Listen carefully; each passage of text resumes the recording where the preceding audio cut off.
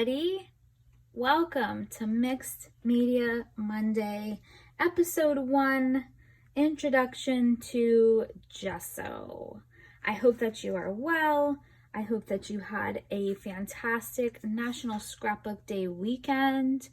Over at Paper Issues, we had tons of challenges. But I am here today to bring to you the first episode in our Mixed Media Monday series, all about all things Gesso. I am going to have all the links for the products that I used in the description box below. You can get all of those things over at the Paper Issues store, and you will find a code at the end of the video to get 20% off your total purchase. So I'm gonna do some gesso, get some oxides, and do all the things. Try to teach you something new. So this is the Dina Wakely Media White Gesso. It's an artist quality primer. What I'm going to do is I'm going to go ahead and gesso the left side of the page and leave the right side ungessoed so that I can show you the difference between gesso and non-gesso. All right, so the best thing to do is to apply a long, thin layer depending on how much you are trying to cover. This should be enough for what I'm trying to do. I'm just going to try to cover this page, it's this half of the page, I'm sorry, so that I can show you. A lot of people have questions about what difference gesso makes when you are mixed mediaing. So I thought I would take this time to show you, because what better place to start than the primer and base of our page. So I'm making sure that I'm getting full coverage because I don't want to show any blank spaces on this page, or you're gonna see the difference. So, and what I will do is I will also probably cross the line here in the middle to show you a continuous mixed media and what that looks like. So let's see, does it look like it is well primed? It does. Now, gesso comes in several different ways. You can get it in a squeeze bottle. I know Liquitex makes a brand, it's in a bigger bottle. You can get a white gesso. This is a white gesso. There's also a clear gesso. The clear gesso has a little bit more grit to it, but you're not going to see it. So on a white piece of cardstock, it doesn't really make a big difference because it's white. But if you're going to use gesso on a piece of pattern paper, the white gesso, when applied to a piece of pattern paper, is going to look like you've put a layer of acrylic paint. If you use the clear gesso, however, you will not see it at all. So I would recommend the white gesso for the white cardstock, but you could also, I use mostly white gesso because when I'm applying mixed media to a pattern paper, I want the mixed media to show up. And the best way to do that without changing its property or its color is to apply the white gesso. So it looks like we've got a little spot here. I just want to make sure I've got full coverage. You can apply it with a palette knife. Some people use a credit card. I know Ranger has palette knives. I'm going to link them below for you at the Paper Issues store so that you can check them out. I have already gessoed several different pieces of cardstock. So this is just a generic cardstock, about 80-pound weight, that you can get at your big box stores. I wanted to show you what it looked like on here. I also have Basil marshmallow cardstock, which you can get in the store. I will link it below for you. So that is that. I also have gessoed a piece of Vicky Bouton foundations paper, so Basil marshmallow is 100-pound cardstock weight. The foundations paper is 140 pound weight. And then I have just a basic piece of the Basil textured white cardstock. This is a very thin weight. This is actually thinner than the generic cardstock. I'm guessing it's probably 40 pounds, if I had to guess. I couldn't find it online anywhere, so I'm thinking it's about 40 pounds.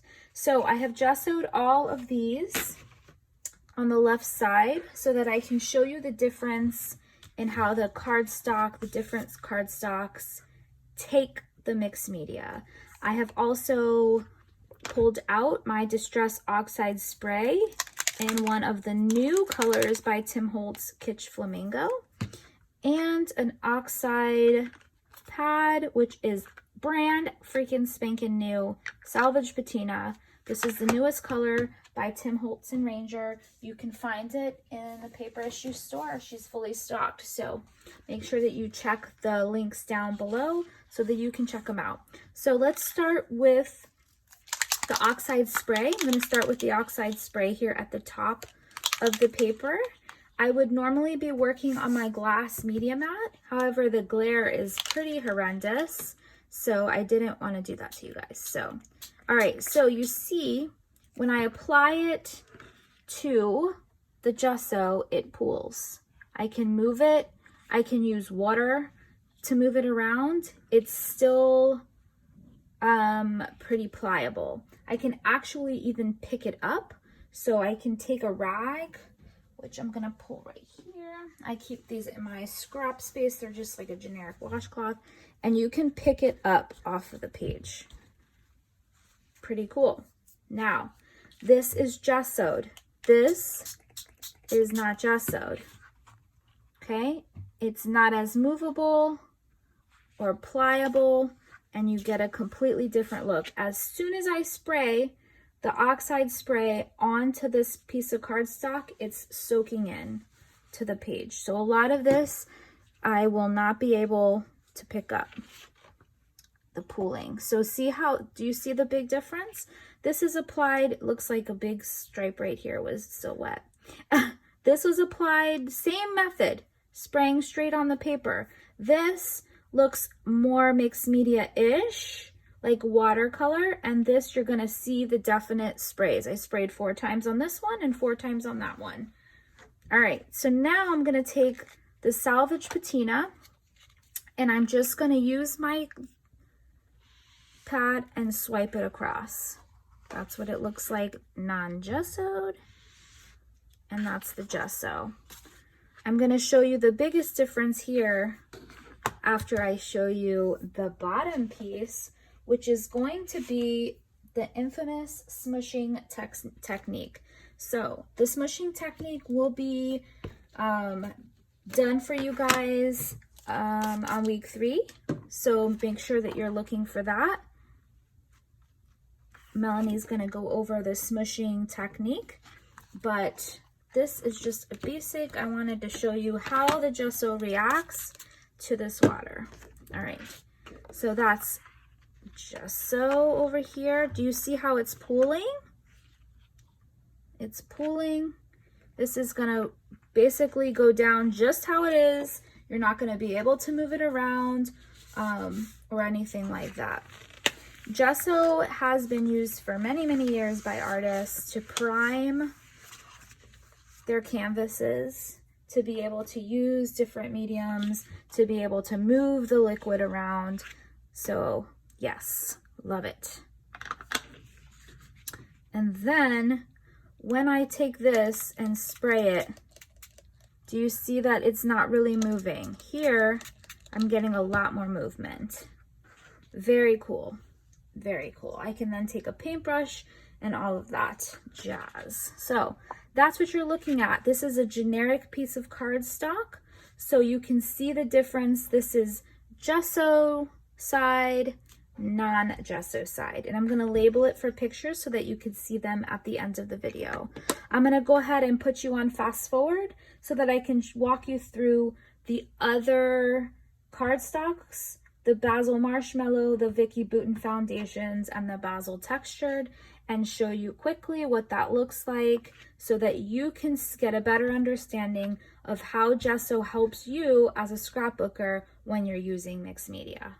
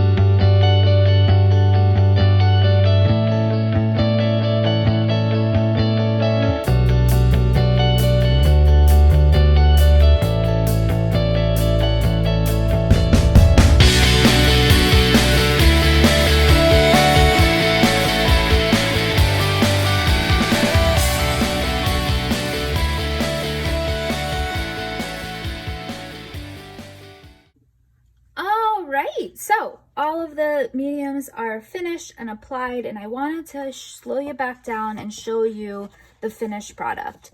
A lot of what Gesso helps with is the warping of the paper, and you're gonna see that here as we move through the different foundations and the different mediums that or substrates, I guess is what Tim Holtz calls it, what we've applied. So this is the generic cardstock. It's an 80-pound weight, and you can see the differences in all of the applications here. This is the warping on the paper.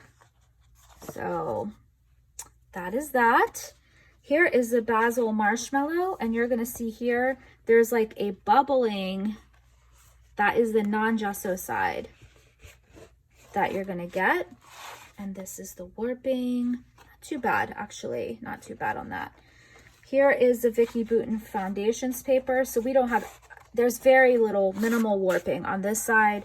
And then here we've got some bubbling on that side. So those are the difference. This is the non-gesso and this is the gesso side. And then here is the textured white, and this is where you can see the most warping. So yeah, you get a lot of movement, a lot of less warping when you apply the gesso. You also get a different color. You can see that it's a little bit lighter, a little bit smoother here on this side than it is here. I really like using gesso, and I use gesso a lot in my projects when I use mixed media because I just like the finished look that it provides. So if you have any questions at all about gesso, about what to use, what to buy, please check out the description box below, but also leave your comments. Let us know any other questions that you might have. I'll try to answer them in the coming week, but make sure that you use our code. It's going to be up on the screen after the video to save 20% off. Show us your support, that you like these videos and you want to see them keep coming. Next week, next Monday, Danielle will be live here. The video will be live here at noon on Monday for episode 2, which is using Vicki Boutin's gel crayons that are her latest release with the color study line. Thanks so much for watching. Don't forget to hit that subscribe button. The bell notification button will let you know that when a new video is posted, so make sure you sign up for that. Thanks so much, you guys. See you next time. Bye.